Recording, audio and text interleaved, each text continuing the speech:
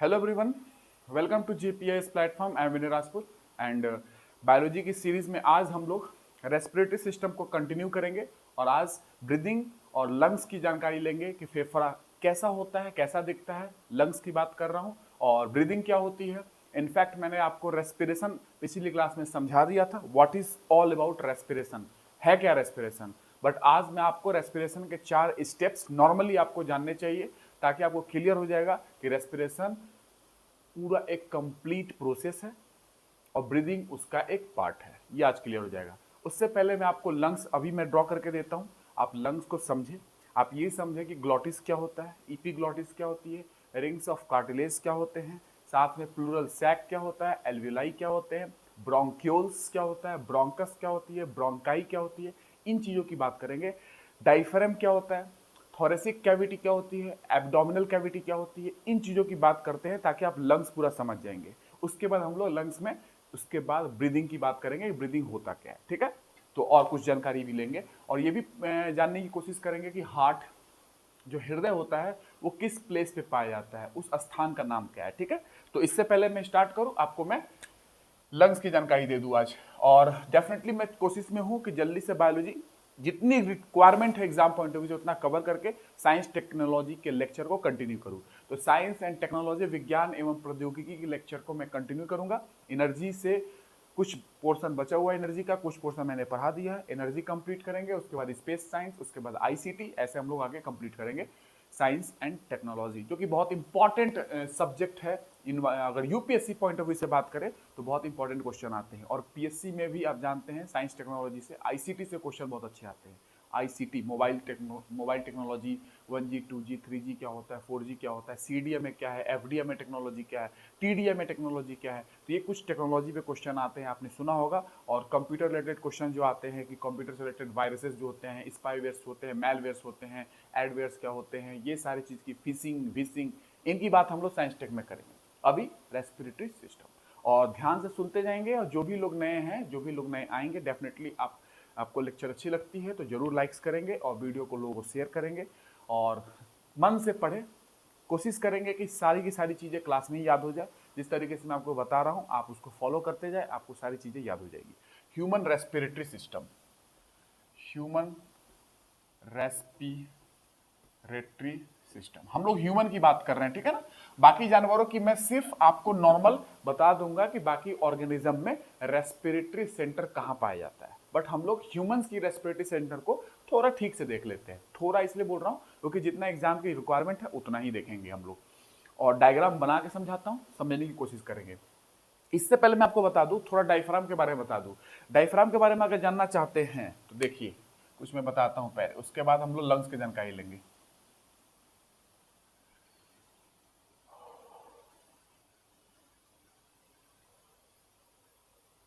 ठीक है, ये एक नॉर्मल बॉडी मैंने बनाई है, ठीक है।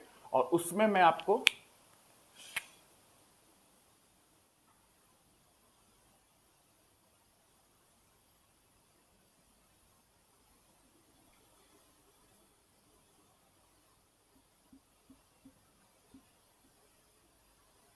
ठीक है, तो ये कुछ दिख रहा है, डेफिनेटली दिख रहा है।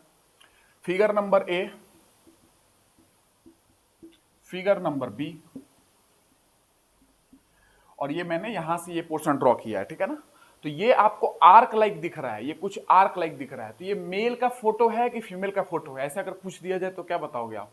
तो this is the figure of male, ये मेल का फिगर है, नोट करेंगे। This is the figure of male और this is the figure of female, ठीक है ना। सिंबल जानते होंगे, मेल एंड फीमेल। कैसे बताया मैंने इसलिए बताया क्योंकि ये जो मैंने ड्रॉ किया ना, ये डायफ्राम मैंने ड्रॉ किया है।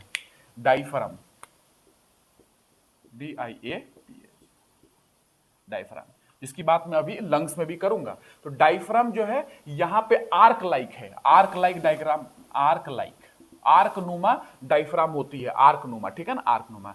बट फीमेल्स में एकदम स्ट्रेट होती है, फीमेल्स में आर्क नुमा नहीं होती है, फीमेल्स में फ्लैट होती है। तो फीमेल्स में जो डायफ्राम है कैसा है, फ्लैट है, एकदम फ्लैट डायफ्राम। इस तरीके से भी आप फीमेल्स को पहचान सकते हैं अगर ये देख के पहचानना हो तो डायफ्राम एक मसल होता है, मस्कुलर सेप्टम होता है, जो कि ऊपर का रीजन जिसको थोरेसिक कैविटी बोलते हैं और नीचे का रीजन जिसे हम लोग एब्डोमिनल कैविटी बोलते हैं, एब्डोमेन बोलते हैं, उसको सेपरेट करता है। तो diaphragm is a muscular septum, it is a muscle जो कि सेपरेट करता है थोरेसिक कैविटी को एब्डोमिनल कैविटी से, इन दोनों को सेपरेट करता है डायफ्राम। बट यहाँ पे आर्क नुमा है, यहाँ पे फ्लैट है, बस यही है, मेल एंड फीमेल। नोट कर लिया। अब आते हैं लंग्स को समझिए। डायफ्राम आपने समझ लिया, ठीक है ना। अब मैं लंग्स समझाता हूं आपको। तो ऐसे भी मेल फीमेल की डायफ्राम से हम पहचान सकते हैं कि कौन सा मेल है कौन सा फीमेल है। और आप देखा होगा आपने कि मैंने ऊपर की बॉडी थोड़ा ब्रॉड ड्रॉ करने की कोशिश की है और यहाँ मैंने बॉडी थोड़ा पतली ड्रॉ करने की कोशिश की है, क्योंकि मेल की जो चेस्ट होती है ब्रॉडर होती है, फीमेल की चेस्ट थोड़ा नैरोअर होती है। दैट्स वाई मैंने थोड़ा सा ये बात को भी ध्यान रखा था कि मैं मेल का थोड़ा ब्रॉड ड्रॉ करूं और फीमेल थोड़ा सा नैरो ड्रॉ करूं, ठीक है ना। तो ऐसे आप भी ध्यान रख के ड्रॉ करेंगे। अब आगे चलते हैं, आपको मैं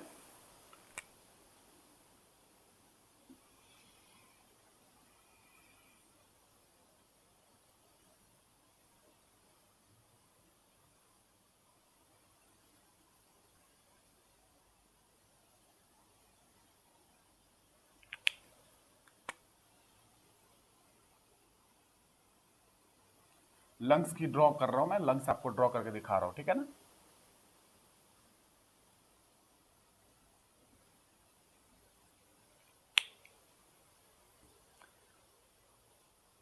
समझ में आ रही है।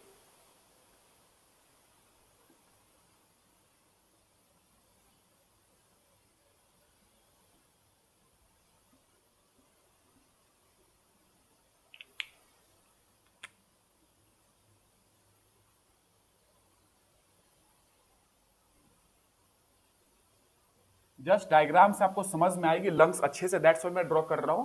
और आपको एग्जाम पॉइंट ऑफ व्यू से मैं समझाने की कोशिश करूंगा जितना आपको एग्जाम में पूछा जा सकता है। इस डायग्राम में मैं उतना ही लेवलिंग करूंगा, ठीक है ना।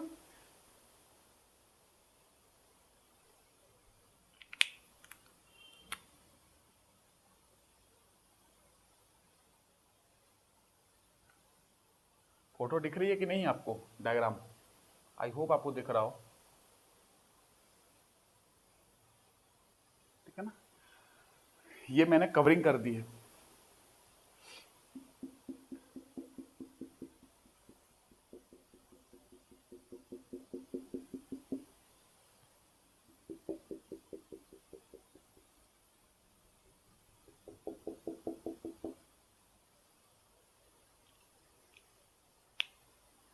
जैसे होते ये बहुत सारे हैं, मैंने ड्रॉ तो कम किया है और ड्रॉ कर देता हूं मैं, ठीक है ना।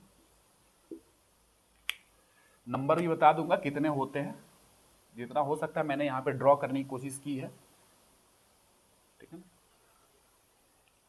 अब देखिए ये जो मैंने ढक्कन ड्रॉ किया है, ये वाला ऊपर से जो ढक्कन बना हुआ है, एक प्रकार का कार्टिलेज होता है, ठीक है ना। कार्टिलेज एक प्रकार का, और इसको बोलते हैं एपीग्लॉटिस। एपीग्लॉटिस एक ढक्कन है, लीफ नुमा ढक्कन है, पत्ते नुमा ढक्कन है, ठीक है। और ये जो ओपनिंग है इस पाइप, ये पाइप नुमा संरचना है ना, ये पाइप की ओपनिंग हो गई ये वाली, यहां से ओपनिंग है, यहां से खुल रहा है पाइप, इस ओपनिंग को बोलते हैं ग्लॉटिस, ठीक है ना। तो इस पाइप की ओपनिंग ग्लॉटिस, इस पाइप का ढक्कन एपीग्लॉटिस, ठीक है, ये ध्यान रखेंगे। उसके बाद इसको बोलते हैं विंड पाइप, ये जो पाइप है इसको बोलते हैं विंड पाइप, या इसी को ट्रैकिया भी बोलते हैं, ट्रैकिया, ठीक है। अब ये ऐसे ऐसे जो मैंने बनाया है रिंग्स ऑफ कार्टिलेज, कार्टिलेज के रिंग्स बोले जाते हैं, ठीक है ना। तो ये है रिंग्स ऑफ कार्टिलेज, जो भी मैंने बनाया ना ये सारे ब्लू कलर से, रिंग्स ऑफ कार्टिलेज, ठीक है।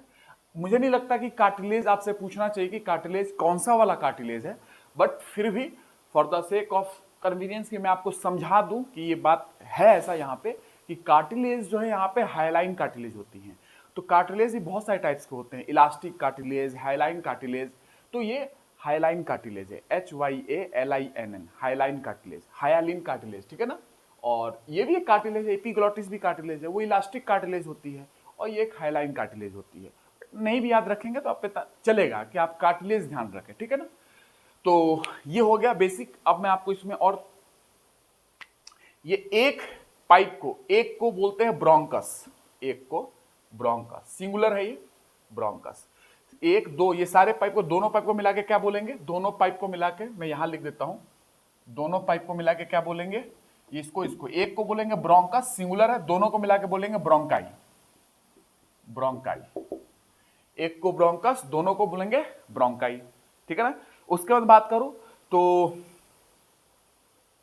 ये जो मैंने ड्रॉ किया ये, इसको बोलते हैं ब्रोंक्यूल्स, ब्रोंक्यूल्स, ठीक है, ये वाला, ठीक है। उसके बाद ये जो बाहर की कवरिंग मैंने ड्रॉ की है, तो ये बाहर की कवरिंग को बोलते हैं प्लूरल सैक, प्लूरल सैक, बाहर की कवरिंग जो है प्लूरल सैक, ये हो गया। ये ब्लू कलर से मैंने ब्रोंक्यूल से नीचे ब्लू कलर छोटा छोटा बैलून नुमा पैकेट ड्रॉ किया है, बैलून नुमा पैकेट ड्रॉ किया है, तो इसको बोलते हैं, ब्लू कलर से जो मैंने ड्रॉ किया है इसको बोलते हैं एल्वियोलाई, एल्वियोलाई, ठीक है। एल्वियोलस भी बोलते हैं, एक को एल्वियोलस बोलते हैं और बहुत सारे एल्वियोलस होते हैं, उसको एल्वियोलाई बोलते हैं, प्लूरल हो गया, ठीक है ना।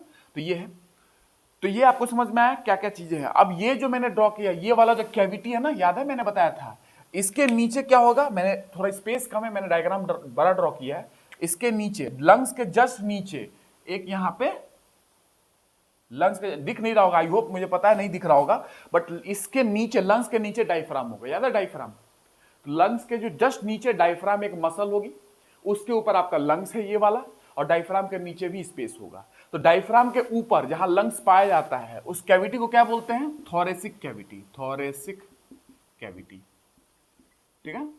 तो लंग्स जहां पाया जाता है, डायफ्राम के ऊपर की कैविटी थोरेसिक कैविटी, उसी में लंग्स पाया जाता है। डायफ्राम जो नीचे है उसके नीचे, डायफ्राम के नीचे की जो जगह है उसको एब्डोमिनल कैविटी बोलते हैं, और डायफ्राम के ऊपर की जगह को थोरेसिक कैविटी बोलते हैं। इसी कैविटी में आपका लंग्स पाया जाता है, ये कैविटी है पूरा, उसके अंदर लंग्स पाया जाता है, कैविटी का नाम थोरेसिक कैविटी।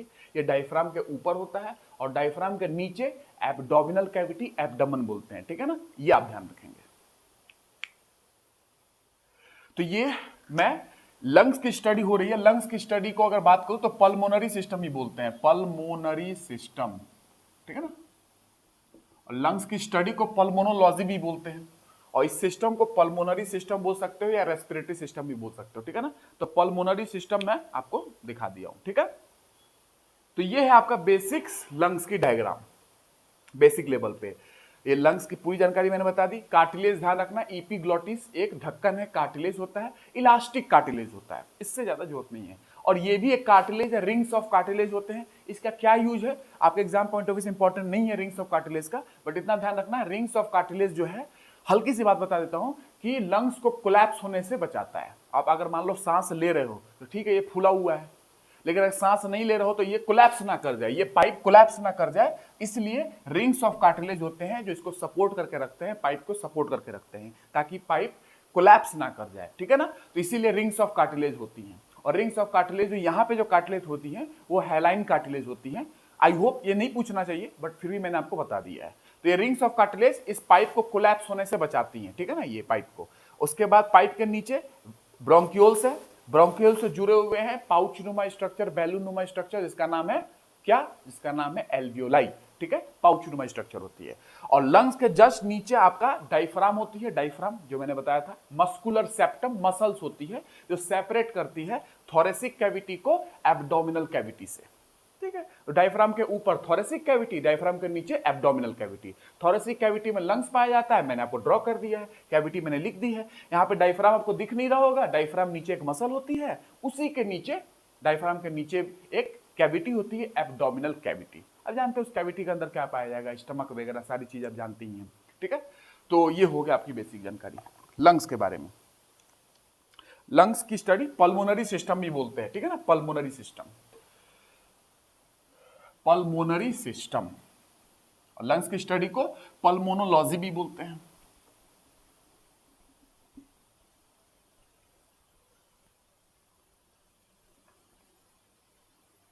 लंग्स की स्टडी पल्मोनोलॉजी, लंग्स के doctor pulmonologist, and the system is known as pulmonary system,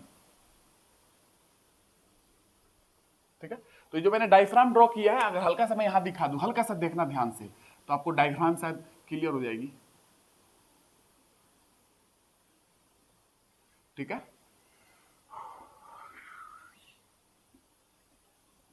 छोटा डायग्राम में ड्रॉ कर दे ताकि आपको डायफ्राम में दिखा पाऊं, ठीक है ना। याद है मैंने ऐसे से ड्रॉ किया था, डायफ्राम दिखाने के लिए ड्रॉ कर रहा हूं जस्ट मैं आपके लिए, आपको डायफ्राम में दिखा पाऊं, ठीक है।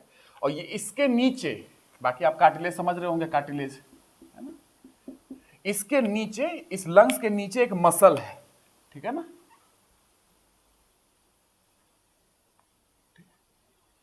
मस्कुलर सेप्टम मसल है जो सेपरेट करता है ऊपर की कैविटी एंड नीचे की कैविटी को, इसी को बोलते हैं डायफ्राम, ठीक है। जो मैंने शुरुआत में भी ड्रॉ करके बताया था, डायफ्राम। डायफ्राम को फ्रेनिक मसल भी बोलते हैं। फ्रेनिक मसल वो मसल है जो ऊपर की कैविटी, थोरेसिक कैविटी को, एब्डोमिनल कैविटी, इसके नीचे की कैविटी को सेपरेट करता है। थोरेसिक कैविटी को एब्डोमिनल कैविटी से सेपरेट करता है। तो डायफ्राम के नीचे कैविटी है एब्डोमिनल कैविटी, कैविटी मतलब जानते हैं एक जगह, और ऊपर की कैविटी थोरेसिक कैविटी, उसी कैविटी में लंग्स पाया जाता है। जस्ट यही हो गया। ये डायफ्राम मैंने ड्रॉ करके दिखा दिया, ऐसा ही आप ड्रॉ करना वहां पे भी, जो मैंने पिछली डायग्राम में ड्रॉ किया था। वहां दिख नहीं रहा होगा, मैंने यहां पे थोड़ा लिफ्ट करके ड्रॉ किया है ताकि आपको दिखे। अब मैं इस पॉइंट्स को लिखवा देता हूं, जो मैंने बताया है ना मेन पॉइंट्स, वो आपको लिखवा देता हूं। पल्मोनरी सिस्टम, लंग्स की स्टडी करते हैं उसमें।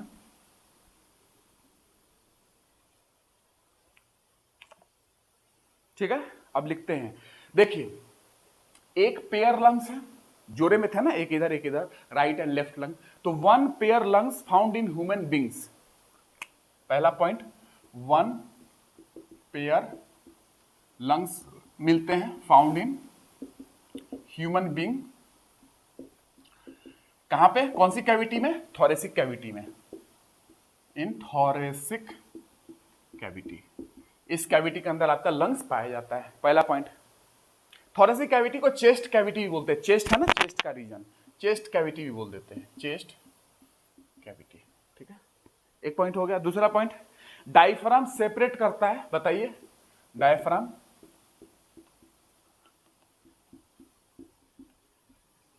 सेपरेट्स थोरेसिक कैविटी,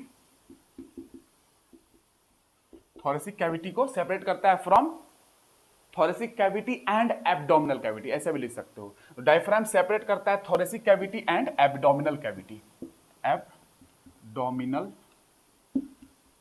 कैविटी, दोनों को सेपरेट करता है, ये भी मैंने बता दिया था। लंग्स आर इंक्लूजेस बाई, लंग्स को कौन इंक्लोज करता है चारों तरफ से, प्लूरल सैक या प्लूरल मेम्ब्रेन, मैंने बताया था ना। तो लंग्स इंक्लोजेस बाई, चारों तरफ से कौन घेरता है, प्लूरल सैक, प्लूरल सैक या प्लूरल मेम्ब्रेन बोल सकते हो, मेम्ब्रेन, झिल्ली, ठीक है। और जो प्लूरल सैक, जो झिल्ली मैंने बनाई थी चारों तरफ से, उसी के अंदर आपका एल्वेलाई था, पाउच नुमा स्ट्रक्चर, बैलून नुमा स्ट्रक्चर।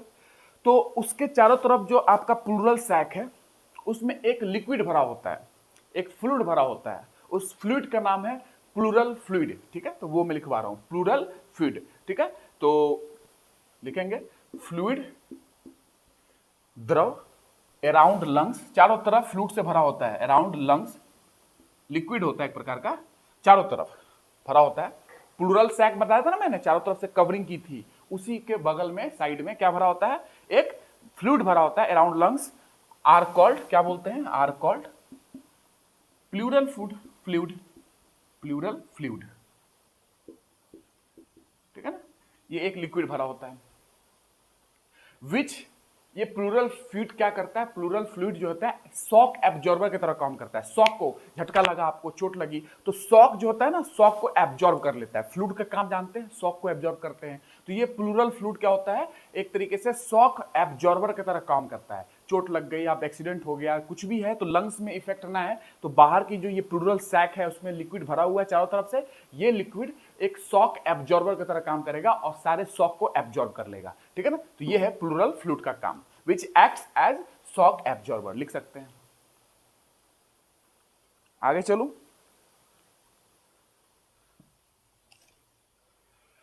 लिख लिया, ओके। ये प्लूरल फ्लूइड जो चारों तरफ, प्लूरल सैक के चारों तरफ है, वो एक शॉक एब्जॉर्बर का काम करता है, शॉक को एब्जॉर्ब कर लेता है। झटका वगैरह लगा, लंग्स में चोट लगी, कहीं एक्सीडेंट हो गया, तो जो भी शॉक है उसको एब्जॉर्ब कर लेगा। जानते ही लिक्विड है, एब्जॉर्ब कर लेते हैं शॉक्स वगैरह। ठीक है। अब मैं बताता हूं स्पेस प्रेजेंट बिटवीन लंग्स, दो लंग्स मैंने बताया, दो जोड़े में, वन पेयर लंग्स, उसके बीच का जो स्पेस है, स्पेस प्रेजेंट बिटवीन लंग्स क्या बोलते हैं? स्पेस जो जगह है प्रेजेंट बिटवीन लंग्स, लंग्स के बीच की जो जगह है उसको बोलते हैं मीडियास्टिनम, मीडियास्टिनम बोलते हैं। लंग्स के बीच में जो स्पेस है उसको बोलते हैं मीडियास्टिनम। और हार्ट जो होता है, हृदय, इसी स्पेस में पाया जाता है।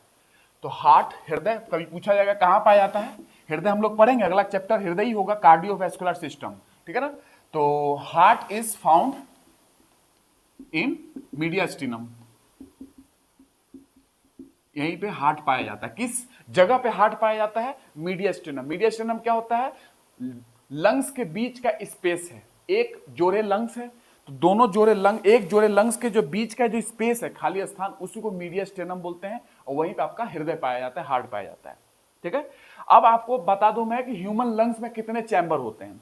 ह्यूमन लंग्स दोनों की बात कर रहा हूं मैं, वन पेयर मतलब दोनों लंग्स की बात कर रहा हूं, राइट एंड लेफ्ट लंग।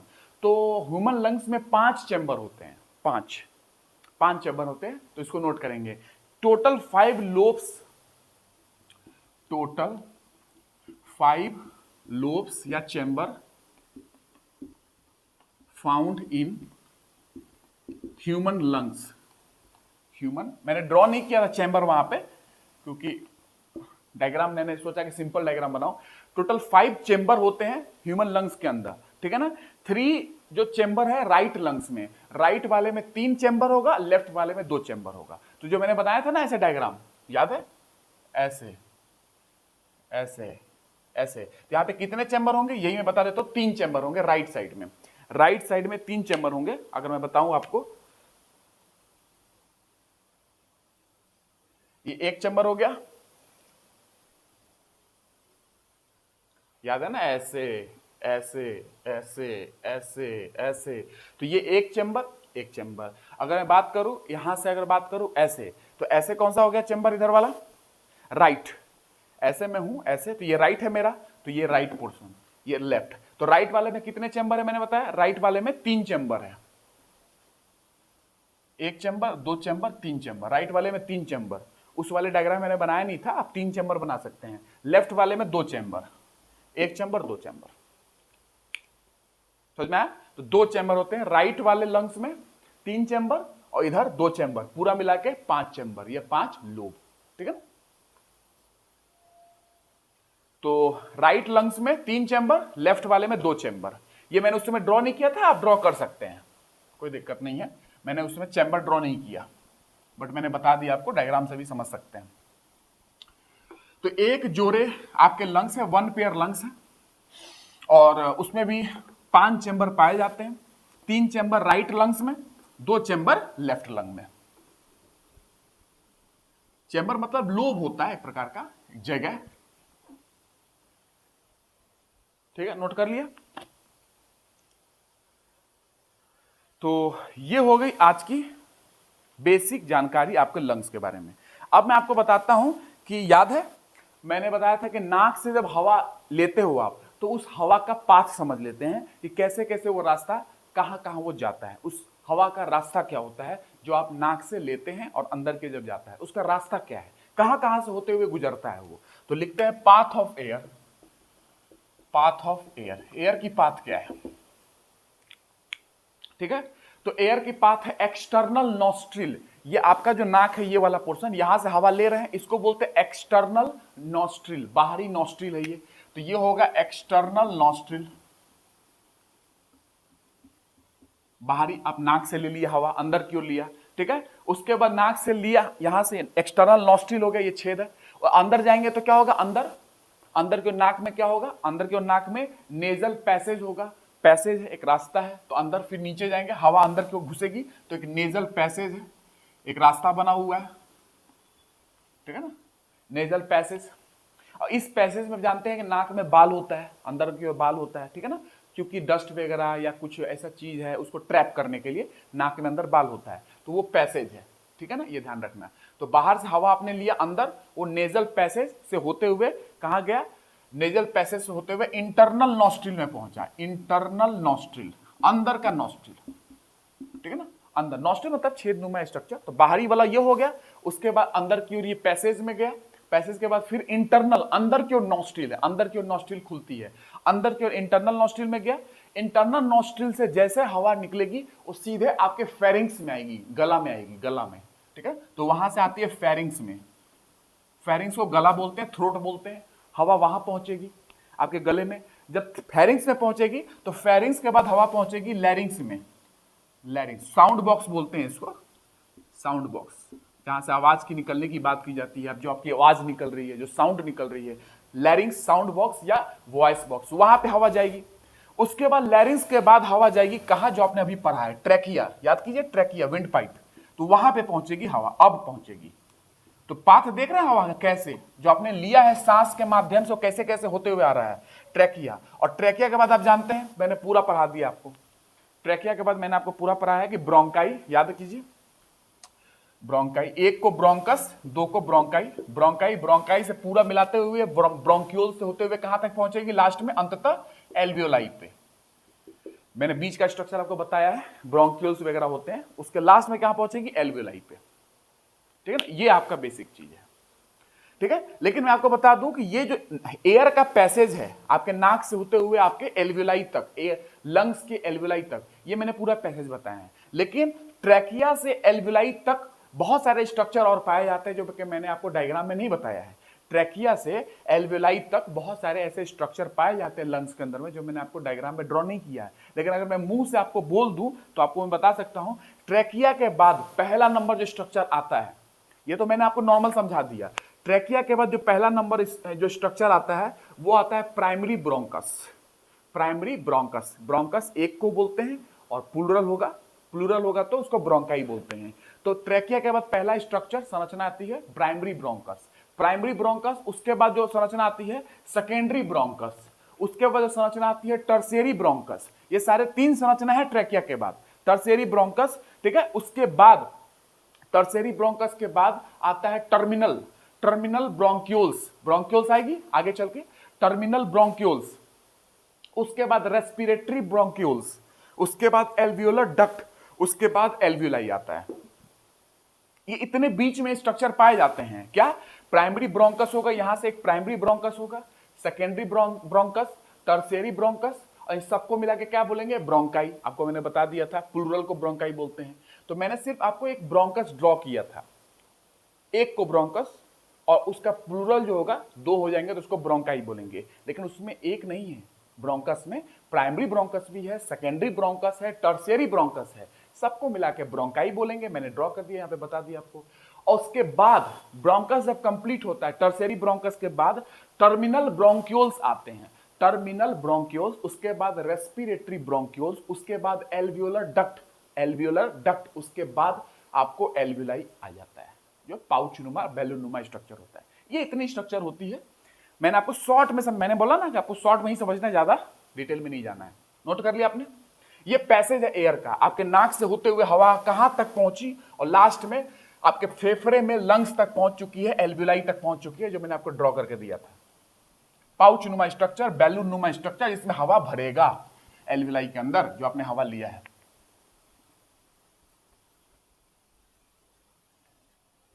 तो याद रखिएगा, ट्रैकिया के बाद, विंड पाइप के बाद ब्रोंकस होते हैं, but primary bronchus, secondary bronchus, tertiary bronchus, सबको मिला के बोलेंगे bronchi.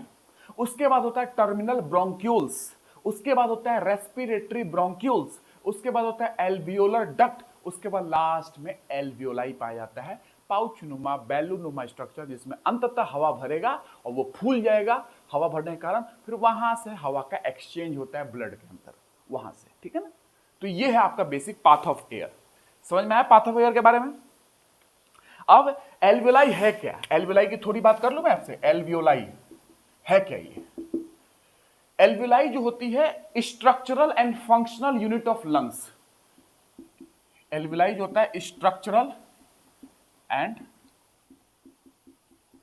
Functional unit of lungs, मतलब जैसे कोशिका आपकी structural and functional unit of life है, जीवन की क्रियात्मक एवं संरचनात्मक इकाई होती है कोशिका, उसी तरीके से हमारे लंग्स का क्रियात्मक एवं संरचनात्मक इकाई होती है alveoli, structural and functional unit of lungs. इसी से बन के आपका मेन लंग्स काम करता है। जैसे कि कोशिका से बॉडी बनती है, उसी तरीके से एल्विलाई जो है स्ट्रक्चरल एंड फंक्शनल यूनिट है लंग्स का, मेन इकाई है यही लंग्स का, alveoli balloon like structure.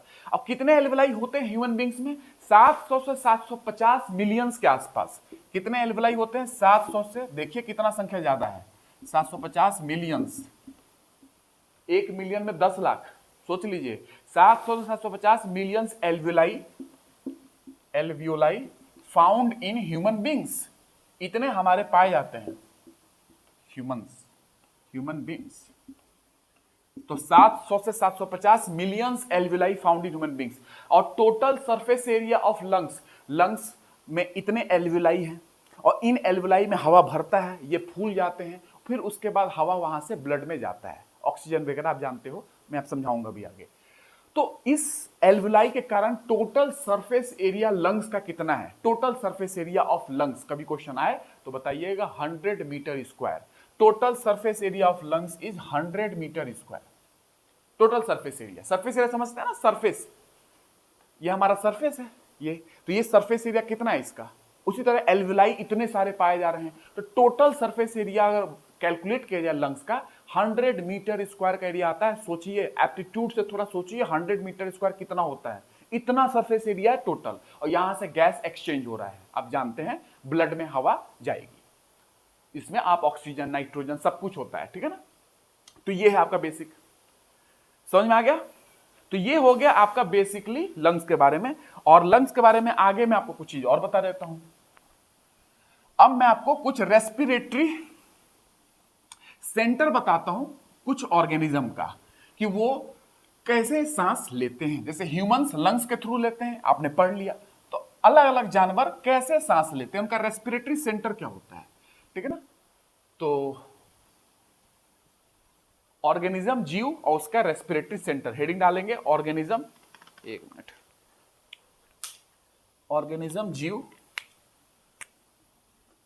Organism और उसका सामने डालेंगे रेस्पिरेटरी सेंटर। क्वेश्चन आते हैं बहुत सारे इस पे, रेस्पिरेटरी सेंटर क्या है, उसका केंद्र क्या है, ठीक है।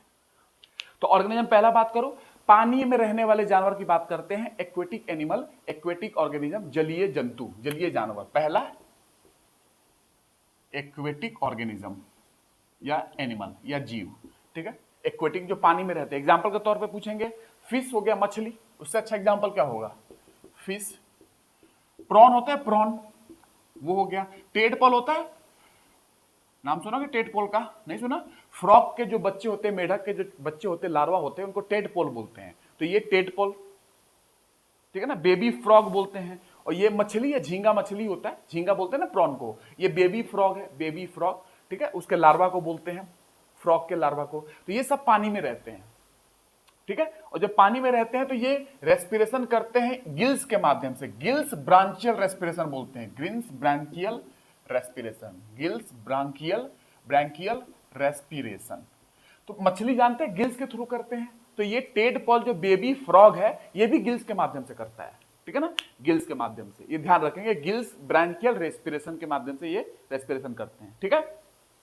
और ये जो बेबी फ्रॉग है, इसको बेबी फ्रॉग बोलते हैं, बेबी फ्रॉग। ये बेबी फ्रॉग मेटामॉर्फोसिस एक प्रोसेस होती है, वो करेगा और ये एडल्ट फ्रॉग में कन्वर्ट हो जाएगा, जो आप मेढक देखते हैं। लेकिन जो बच्चा होता है ना, वो पानी में ही रहता है। जो बेबी फ्रॉग होता है वो पानी में ही रहता है। और सांस कैसे लेता है? गिल्स के माध्यम से। मछली भी लेती है, झींगा भी लेता है, टेडपोल भी लेता है, ठीक है। ये हो गया पहला। दूसरा आ जाते हैं अब जलीय से लैंड एनिमल पे, लैंड, ठीक है। दूसरी आ जाते हैं लैंड, भूमि पर रहने वाले लैंड एनिमल। लैंड एनिमल की बात करते हैं तो लैंड एनिमल पे क्या बताऊं आपको, हम खुद इंसान, मैन, रैट, एलिफेंट, जो भी लैंड पे, जमीन पे रहते हैं, जमीन पे रहने वाले जानवर, उनकी बात कर रहा हूं। अब बताइए आप ये कहां से करते होंगे? लंग्स करते हैं, लंग्स। आपने अभी इंसानों के लंग्स पढ़ लिए, एग्जाम्पल में क्या होगा? लैंड एनिमल में मैन हो जाएगा, रैट हो जाएगा, एलिफेंट हो जाएंगे, कितने जानवर हैं, बहुत सारे हैं, ठीक है। तो मैन का मैंने अभी पढ़ा दिया, ह्यूमन बींग्स का लंग्स, तो हम लोग लंग्स के माध्यम से रेस्पिरेशन करते हैं। तो लंग्स के माध्यम से रेस्पिरेशन करते हैं तो हम लोग इसको सिस्टम को क्या बोलते हैं, इस प्रकार के रेस्पिरेशन को क्या बोलते हैं, पल्मोनरी रेस्पिरेशन। याद है ना, लंग्स की स्टडी पल्मोनरी सिस्टम के अंदर करते हैं और लंग्स की स्टडी को पल्मोनोलॉजी भी बोलते हैं और पल्मोनरी सिस्टम के अंदर स्टडी किया जाता है। और इस प्रकार के रेस्पिरेशन जो लंग्स के द्वारा किए जाते हैं पल्मोनरी रेस्पिरेशन कहा जाता है, ठीक है। लंग्स के द्वारा किया जाने वाला पल्मोनरी रेस्पिरेशन, ठीक है ना। पल्मोनरी लंग से रिलेटेड है वर्ड, ये पल्मोनरी लंग से रिलेटेड वर्ड है ये, ठीक है ना। अब आते हैं अर्थवर्म केचुआ के बारे में।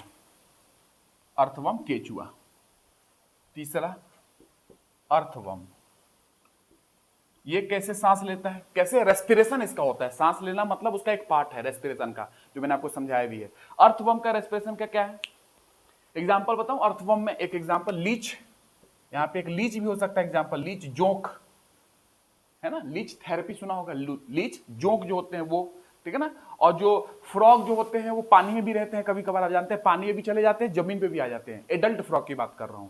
तो फ्रॉग जो लैंड पे रहते हैं या जो पानी में रहते हैं तो वो कैसे रेस्पिरेशन करते हैं, पानी वाले फ्रॉग कैसे रेस्पिरेशन करते होंगे। लैंड वाले तो आपको समझा दिया मैंने कैसे करते होंगे, पानी में जो फ्रॉग रहते हैं वो कैसे करते हैं, या अर्थवर्म जो होता है वो कैसे करता है, या लीच जोंक जो होता है वो कैसे करता है। वो अपने स्किन के माध्यम से रेस्पिरेशन करते हैं और स्किन के माध्यम से रेस्पिरेशन करने को बोलते हैं cutaneous respiration. Cutaneous respiration, skin के माध्यम से, स्किन का यूज करते हैं ये गैस एक्सचेंज करने के लिए, ठीक है ना। गैस एक्सचेंज करने के लिए स्किन का यूज करते हैं, क्यूटेनियस रेस्पिरेशन स्किन के माध्यम से, स्किन, ठीक है ना, स्किन। तो ये हो गया तीसरा।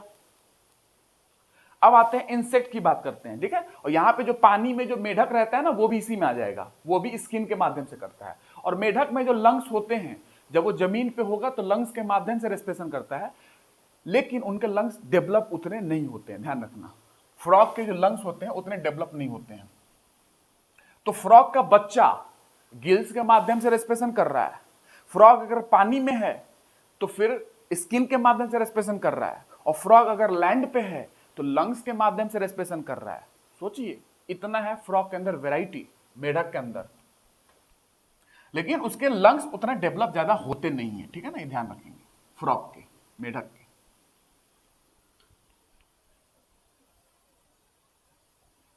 ठीक है, तो ये हो गया कुछ पॉइंट, और भी बताऊंगा, अभी खत्म नहीं हुआ है। चौथा नंबर डालते हैं इंसेक्ट के बारे में, इंसेक्ट्स, कीट वगैरह। ये कैसे करते हैं इंसेक्ट्स वगैरह, बताइए। इंसेक्ट्स जैसे हाउस फ्लाई हो गया, कॉकरोच हो गए, जानते हैं ना इंसेक्ट के एग्जांपल, हाउस फ्लाई, कॉकरोच, ये सारे ये ट्रैकिया के थ्रू करते हैं। ट्रैकिया, इनके अंदर पूरे बॉडी में ट्रैकिया, एक एयर ट्यूब का जाल फैला हुआ है इनके बॉडी में, एयर ट्यूब या ट्रैकिया। और इस प्रकार का रेस्पिरेशन जो ट्रैकिया के द्वारा होता है, एयर ट्यूब के द्वारा होता है, इस प्रकार का गैस एक्सचेंज जो ट्रैकिया के द्वारा होता है उसको बोलते हैं ट्रैकियल रेस्पिरेशन। Tracheal respiration. तो ये पूरा एयर ट्यूब का जाल फैला होता है इंसेक्ट्स के अंदर में, उसी के माध्यम से इनका गैस का एक्सचेंज हो जाता है, ठीक है ना, ट्रैकियल रेस्पिरेशन। ठीक है, अब बर्ड्स के अंदर आते हैं, बर्ड्स, पांचवा नंबर, बर्ड्स। ये कैसे करते होंगे बर्ड्स वगैरह। बर्ड्स की बात करें तो बर्ड्स कैसे ऑर्गेनिज्म है, एरियल ऑर्गेनिज्म है ना, हवा में उड़ते हैं, एरियल ऑर्गेनिज्म बोलते हैं, हवा में उड़ने वाले एरियल ऑर्गेनिज्म। ये करते हैं, इनके पास एयर सैक्स होते हैं, एयर सैक्स मतलब एक ऐसा पाउचनुमा स्ट्रक्चर जिसमें हवा भरी रहती है, वो लंग्स से जुड़े हुए रहते हैं। लंग्स है ये, लंग्स उसी से, लंग्स है ये, लंग्स उसी से छोटे छोटे एयर सैक्स, एयर पाउचनुमा स्ट्रक्चर जुड़ा होता है, ठीक है ना, बर्ड्स के अंदर। तो अगर मैं इसको लंग्स बोलूं, अगर ये लंग्स है तो इसी से छोटा सा स्ट्रक्चर ये आपका एयर सैक इसमें जुड़ा होगा, ठीक है। तो लंग्स से एयर सैक, ये लंग्स है तो उससे एयर सैक जो होता है, पाउचनुमा स्ट्रक्चर जुड़ा होता है, उसको बोलते हैं एयर सैक, ठीक है। तो ये लंग्स या एयर सैक के माध्यम से, लंग्स भी बोल सकते हैं, ठीक है ना, लंग्स या एयर सैक्स के माध्यम से रेस्पिरेशन करते हैं। और इस प्रकार के रेस्पिरेशन को हम लोग जानते हैं, अगर लंग्स से हो रहा है, मेनली लंग्स से होता है, बट एयर सैक पाउचनुमा स्ट्रक्चर जुड़ा होता है इसमें, हवा भरी रहती है इसमें, तो लंग्स के माध्यम से ही हो रहा है इस तरीके से देखा जाए तो, क्योंकि मेनली लंग्स इन्वॉल्व है, उसी से जुड़ा हुआ एक छोटा सा पाउच है। तो लंग्स से रेस्पिरेशन जब होगा तो क्या बोलेंगे, इंसानों में भी लंग्स से होता है, पल्मोनरी रेस्पिरेशन। यहां पे भी पल्मोनरी डालेंगे, पल्मोनरी है ना रेस्पिरेशन, लंग्स के माध्यम से होने वाला रेस्पिरेशन पल्मोनरी रेस्पिरेशन, लंग्स की स्टडी पल्मोनोलॉजी, लंग्स के डॉक्टर पल्मोनोलॉजिस्ट, ठीक है ना, हो गया ये। उसके बाद आते हैं स्पाइडर एंड स्कॉर्पियन पे। स्पाइडर मकड़ी एंड स्कॉर्पियन बिच्छू, स्पाइडर एंड स्कॉर्पियन ये कैसे करते हैं, ये इनके पास लंग्स होता है, बुक लंग्स बोलते हैं, मतलब किताब का जो पेज होता है ना उस सुनवा ये लंग्स का स्ट्रक्चर होता है, बुक लंग्स के नाम से जाना जाता है। लंग्स ही है बट वो लंग्स का जो स्ट्रक्चर है, जो किताब खोलता है ना, ये लंग्स, बुक लंग्स की तरह, ये किताब की तरह स्ट्रक्चर इनका होता है, ठीक है ना, तो बुक लंग्स बोलते हैं इनको, बुक लंग्स, और लंग्स के माध्यम से हो रहा है, तो इस प्रकार के रेस्पिरेशन को पल्मोनरी रेस्पिरेशन ही बोला जाएगा, बट अंतर ये है बुक लंग्स। तो ऐसा लंग्स जो किताब की तरह दिखे, बुक लंग्स कैसे करते हैं, ये लंग्स के माध्यम से हुआ, चाहे बुक लंग्स हो तो भी कोई दिक्कत नहीं है, पल्मोनरी रेस्पिरेशन बोला जाएगा, क्योंकि लंग्स के माध्यम से हो रहा है, ठीक है। बुक लंग्स किताब के जैसा इनका लंग्स होता है, किताब खोल के देखेंगे उनके जैसा इनका लंग्स दिखेगा, ठीक है ना, नाम पड़ा बुक लंग्स, पल्मोनरी रेस्पिरेशन, ठीक है। तो ये है बेसिक पॉइंट आज का जो आपको समझना था, ठीक है। तो ये हो गया पूरा लंग्स के बारे में बेसिक जानकारी। आपने लैरिंग्स के बारे में अभी पढ़ा नहीं है, लैरिंग्स वो पढ़ाऊंगा साउंड बॉक्स के बारे में, बट आपने नॉर्मली ट्रैकिया वगैरह पूरा देख लिया, एयर सैक्स वगैरह पूरा सब कुछ देख लिया आपने, रेस्पिरेटरी सेंटर आपने देख लिया, ये बेसिक चीजें थी जो आपको समझना था। अब फिजियोलॉजी ऑफ रेस्पिरेशन में आपसे बात करूंगा कि एक्सटर्नल रेस्पिरेशन क्या होता है, इंटरनल रेस्पिरेशन क्या होता है, ब्रीदिंग क्या होती है, और सेलुलर रेस्पिरेशन क्या होता है। और कल मैंने सेलुलर रेस्पिरेशन की बात की भी थी, याद कीजिए, ग्लूकोज, ग्लाइकोलिसिस, पायरुविक एसिड, कुछ याद होगा कल के लेक्चर में, ठीक है ना। तो ये मैंने बता दिया है, सेलुलर रेस्पिरेशन रेस्पिरेशन का एक पार्ट है। फिर फिजियोलॉजी ऑफ रेस्पिरेशन, रेस्पिरेशन के फिजियोलॉजी में 4 स्टेप होते हैं नॉर्मली। पहला स्टेप होगा ब्रीदिंग, पहला स्टेप ब्रीदिंग होगा, आप सांस अंदर लेंगे, ब्रीदिंग का ही पार्ट है सांस अंदर लेना। उसके बाद एक्सटर्नल रेस्पिरेशन, उसके बाद इंटरनल रेस्पिरेशन, उसके बाद लास्ट सेलुलर रेस्पिरेशन जो कि सेल के अंदर होता है। और कल मैंने यही पढ़ाया है, cellular respiration, it may be aerobic, it may be anaerobic. कल मैंने सेलुलर रेस्पिरेशन 4th स्टेप मैंने आपको पढ़ा दिया है, ठीक है। तो कल के लेक्चर में, नेक्स्ट लेक्चर में आपको 5 से 8 मिनट में ये सारी चीजें कंप्लीट कर दूंगा, ठीक है। मिलते हैं नेक्स्ट क्लास में। आई होप आपको चीजें समझ में आई होगी लंग्स के बारे में। Study of lungs is known as pulmonology and the respiratory system जिसमें लंग्स इन्वॉल्व है, पल्मोनरी रेस्पिरेशन के नाम से जाना जाता है, ठीक है। आपको ध्यान रखेंगे। तो हम लोगों ने पल्मोनरी सिस्टम के बारे में बात किया, ये आज की लेक्चर का ये मेन मोटो था जो मैं आपको लंग्स समझाऊं, ठीक है। और डिफरेंट ऑर्गेनिज्म के रेस्पिरेटरी सेंटर क्या होते हैं, वो कैसे अपना गैस एक्सचेंज करते हैं बॉडी के माध्यम से, कैसे ऑक्सीजन का एक्सचेंज करते हैं, वो मैंने आपको बताया कैसे कैसे ही होता है, ठीक है। और भी ऑर्गेनिज्म के बारे में बात की जा सकती है, मैं आपको सिंपल बता देता हूं। जितने भी लोअर ऑर्गेनिज्म होते हैं, प्रोटोजोआ वगैरह, अमीबा वगैरह, नाम सुना है अमीबा, वो अपना गैस एक्सचेंज अपने सरफेस से करते हैं। आपके स्किन सरफेस होता है ना उनकी बॉडी का, उन्हीं से वो गैस एक्सचेंज कर लेते हैं। तो ये आपको हल्का सा मैं बता दूं, इनफैक्ट हाँ ठीक है बता ही देता हूं मैं। अमीबा वगैरह नाम सुना है ना, प्रोटोजोआ वगैरह। तो अगर मैं अमीबा ड्रॉ करूं, अमीबा, ठीक है ना, तो ये अमीबा जो है पानी में रहेगा, तो पानी में रहेगा तो पानी में जो घुलनशील ऑक्सीजन है, घुलनशील ऑक्सीजन, वो ऑक्सीजन इसके सरफेस के माध्यम से अंदर चला जाता है। तो सरफेस के थ्रू ही ये अपना गैस एक्सचेंज कर लेते हैं अमीबा वगैरह जो प्रोटोजोआ के अंदर आते हैं, ठीक है। तो और भी चीजें बताई जा सकती है, मैंने आपको एक एग्जांपल और दे दिया। प्रोटोजोआ में नॉर्मली सरफेस के माध्यम से गैस का एक्सचेंज होता है, तो रेस्पिरेटरी सेंटर उनका सरफेस हो जाएगा, सीधी सी बात है। प्रोटोजोआ वगैरह जो जानते हैं, अमीबा आप जानते हैं ना, नाम सुना होगा अमीबा के बारे में, तो वो पानी में रहेंगे, उसी के अंदर जो घुलनशील ऑक्सीजन है, डिजोल्व ऑक्सीजन, उस सरफेस के माध्यम के, सरफेस के थ्रू ही अंदर चला जाता है। तो सरफेस के थ्रू रेस्पिरेशन हो रहा है, तो रेस्पिरेटरी सेंटर क्या होगा इनमें, सरफेस हो जाएगी, उनकी बॉडी सरफेस, काम खत्म। तो ये अमीबा के बारे में, प्रोटोजोआ की बात मैंने कर ली। मिलते हैं नेक्स्ट क्लास में। आई होप आपको चीजें समझ में आई होगी, और जरूर फॉलो करें लेक्चर को। इस क्वालिटी का लेक्चर बहुत बेहतरीन क्वालिटी है, आप देखिए तब आपको फीलिंग होगी। जो लोग पुराने हैं वो जानते हैं कि किस क्वालिटी के लेक्चर में दे रहा हूं आपको।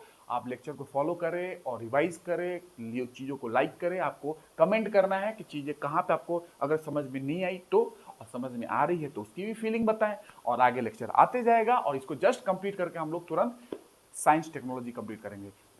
ये इसलिए अच्छा से पढ़ा रहा हूं क्योंकि रेस्पिरेशन की बात आपको पता है कहाँ आएगी, जब आप इन्वायरमेंट इकोलॉजी पढ़ेंगे। तो मैंने कल बताया था, वहां पे आप पढ़ेंगे कि ग्रॉस प्राइमरी प्रोडक्टिविटी क्या होती है, जीपीपी क्या होता है, ये सारी चीजें बात आएगी वहां पे। नेट प्राइमरी प्रोडक्टिविटी क्या होती है, एनपीपी क्या होता है, वहां पे रेस्पिरेशन को इन्वॉल्व करना पड़ता है कॉन्सेप्ट को। तो ये समझ लीजिए, इन्वायरमेंट इकोलॉजी में बायोलॉजी पूरा रच के यूज होगा, खूब मस्त तरीके से यूज होगा। एनिमल किंगडम, प्लांट किंगडम की बात करूंगा मैं आपसे तो उसमें पूरी चीजें यूज होने वाली है, बायोडाइवर्सिटी जब पढ़ेंगे आप इन्वायरमेंट इकोलॉजी में, ठीक है ना। तो मिलते हैं नेक्स्ट क्लास में। जय हिंद।